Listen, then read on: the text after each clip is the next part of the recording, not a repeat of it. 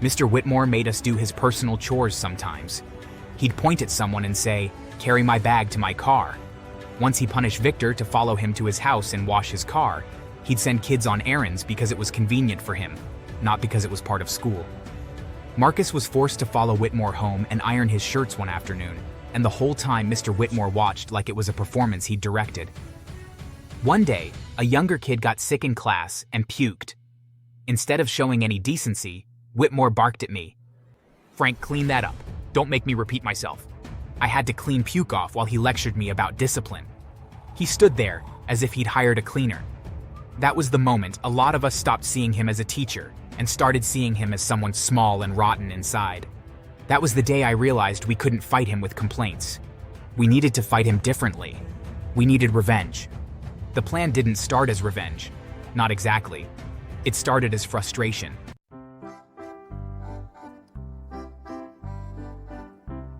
I still remember the first day Mr. Whitmore walked into our 10th grade math class like he owned the entire school. His shoes clicked sharply against the tile, his hair perfectly combed back like a 1950s movie villain, and his face, permanently wrinkled into a scowl, told us everything we needed to know. "Good morning, students. I expect absolute discipline. I'm not here to babysit you." He didn't smile once, not when he introduced himself, not when anyone greeted him back.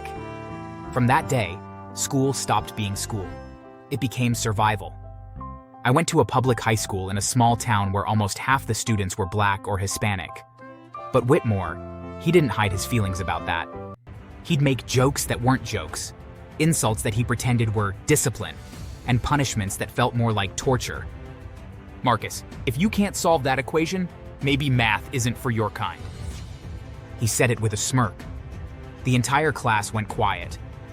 I was sitting 2 desks behind Marcus, my fists clenched under the table. Marcus was one of the smartest kids in the room. But that day, he just lowered his head.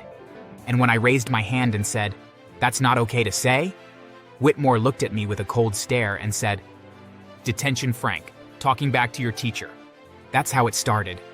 His little kingdom of humiliation. "I decide your fate in this class. If I like you, you pass. If I don't, you fail. Understand? I could fail you all tomorrow if I wanted. Think of me as your God in here." He actually said that to us once, loud enough so the whole class felt it like a threat. He'd rip up our homework in front of everyone if there was a single error. He once made a girl named Alicia, who had dyslexia, stand at the board for 15 minutes while he yelled, "It's not that hard to read numbers, is it?" She cried the whole time. And when we tried to report him to the principal, guess what? The principal was his cousin. Yeah, cousin. We filed complaints. Parents came to meetings. But nothing ever happened. The next morning, Whitmore walked in smiling wider than ever and said, "So, I hear some of you have been telling stories. Keep it up, and I'll make sure your grades reflect your attitude." He wasn't bluffing. He started failing us one by one, randomly, unfairly. Marcus got a C after acing every test. Alicia got a D even though she'd been improving. I got an F after missing one assignment when I had the flu. Mr. Whitmore made us do his personal chores sometimes. He'd point at someone and say, "Carry my bag to my car." Once he punished Victor to follow him to his house and wash his car. He'd send kids on errands because it was convenient for him, not because it was part of school. Marcus was forced to follow Whitmore home and iron his shirts one afternoon, and the whole time Mr. Whitmore watched like it was a performance he'd directed. One day, a younger kid got sick in class and puked. Instead of showing any decency, Whitmore barked at me. "Frank, clean that up. Don't make me repeat myself." I had to clean puke off while he lectured me about discipline. He stood there as if he'd hired a cleaner. That was the moment a lot of us stopped seeing him as a teacher and started seeing him as someone small and rotten inside. That was the day I realized we couldn't fight him with complaints. We needed to fight him differently. We needed revenge. The plan didn't start as revenge. Not exactly. It started as frustration. After one particularly brutal class, I was sitting in the cafeteria with Marcus and our friend Jenny. "Man, I can't do this anymore. I almost threw my book at him today." If you did, he'd probably call the cops. "We need to make him quit." Quit? You think he'd ever quit? That man loves making our lives hell. Everyone has a breaking point. That line changed everything. From that day, the three of us started watching him, studying him like a lab experiment. We noticed he was obsessed with cleanliness, always wiping his desk with sanitizer, brushing lint off his coat, avoiding touching anything that wasn't his. We also noticed he always carried the same black leather briefcase, polished, locked, and always beside him. We started calling him Agent Whitmore behind his back because of how he guarded that thing like it held government secrets. That's when Jenny had an idea. If we can't report him, maybe we can ruin his peace. You mean like a prank? Not a prank. Justice. The first trap was small. Just a test. Jenny brought a tube of strong glue from the art room. While Whitmore was out grabbing coffee before class, she spread a thin layer on his chair. That day, he came in with his usual grumpy stride, slammed his briefcase down, and sat. And oh, the moment he tried to get up. What's going on? The chair literally lifted with him. He tugged, twisted, panicked like a man trapped in quicksand. The entire class tried not to laugh, but when he yelled, "Stop staring and help me!" Marcus broke first. He snorted. Then the entire room exploded in laughter. When he finally freed himself, his gray slacks were half torn, and his pride, gone. He stormed out of the room. And for once, we had silence. Beautiful, victorious silence. But Whitmore came back angrier than ever the next day. He slammed our tests on the desks, all marked F. Every single one. Even kids who barely spoke in class. He thought that would scare us. But it just made us angrier. We doubled down. The next phase was more creative. Marcus had a friend who worked part-time at a pet store. He brought a small box of harmless stink bugs. We timed it perfectly. While Whitmore was at lunch, we slid the box inside his briefcase. When he came back to class and opened it, a flurry of bugs scattered across his desk and onto his lap. "Oh my God, what is this?" He jumped up, swatting at his coat. The bugs spread to the floor, crawling under desks. Students screamed and ran out, laughing hysterically. The janitor had to come fumigate the room. And the best part? Whitmore's obsession with cleanliness turned into paranoia. He started scratching himself constantly, spraying disinfectant every few minutes. He even started carrying gloves to class. Next, we used itching cream caper. We put a strong but non-harmful itching cream on the seat in his classroom. When he sat, he started scratching so uncontrollably, he nearly tore his pants off in front of everyone.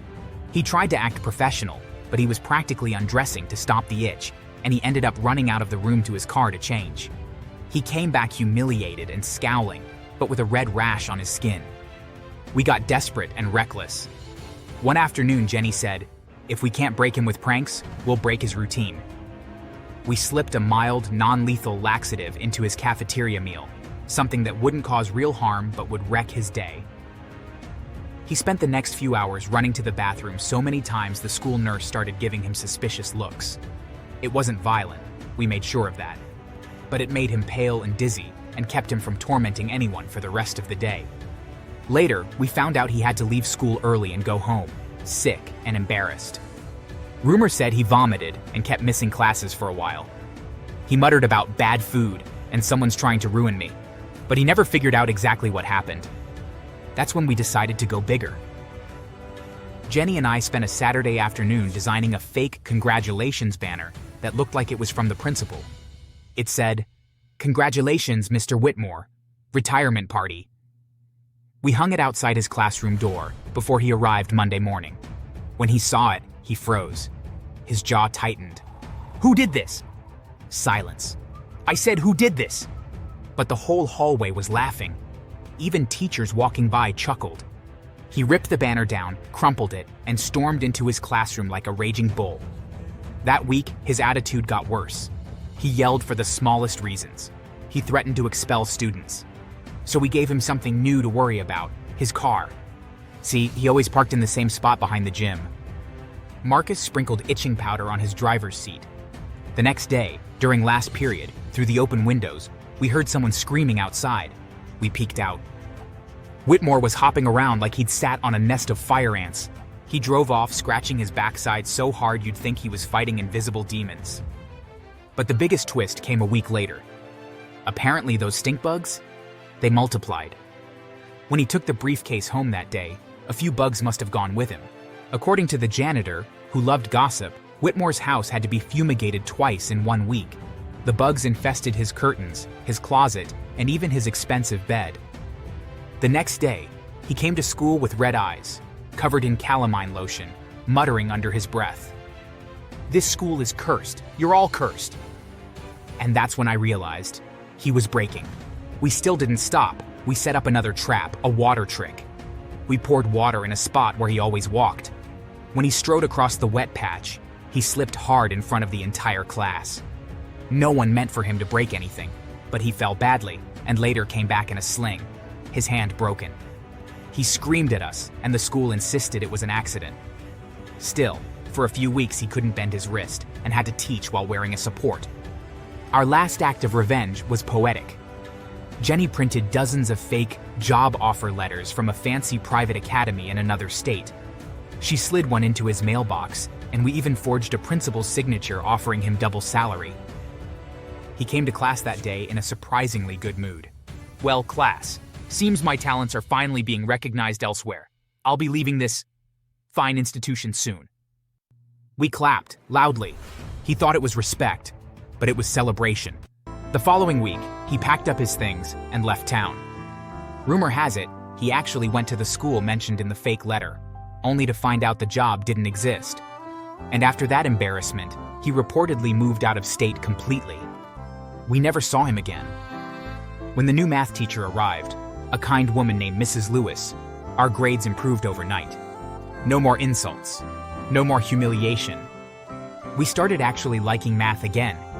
A few months later, the principal called an assembly to address recent events. He said, Mr. Whitmore decided to pursue other opportunities, which made the entire student body laugh so hard he had to stop speaking. Looking back, I almost feel bad for the guy. Almost. He ruined so many students' confidence, made us dread learning, and turned classrooms into nightmares. He thought he was untouchable. But we showed him that even the cruelest people can fall. Sometimes, one prank at a time. Think we went too far? Nah, we just taught him his own lesson. Actions have consequences. Yeah, and bugs. Bugs have consequences too. We all laughed until our sides hurt. And even now, years later, every time I see a can of bug spray or a bottle of glue, I remember that wild semester. The semester we broke Mr. Whitmore. So, yeah, if your teacher's a jerk, don't do what we did. Probably. But if you do, at least make sure it's creative. And hey, don't forget to like, subscribe, and hit that bell before your math teacher assigns you 99 problems and racism is one.